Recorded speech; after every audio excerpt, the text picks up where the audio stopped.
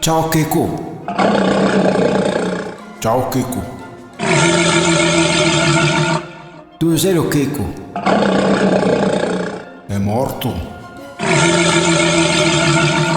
Pecca, i puoi picciamare i tre Keiki.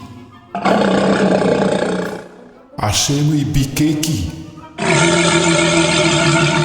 Ma come sei morto?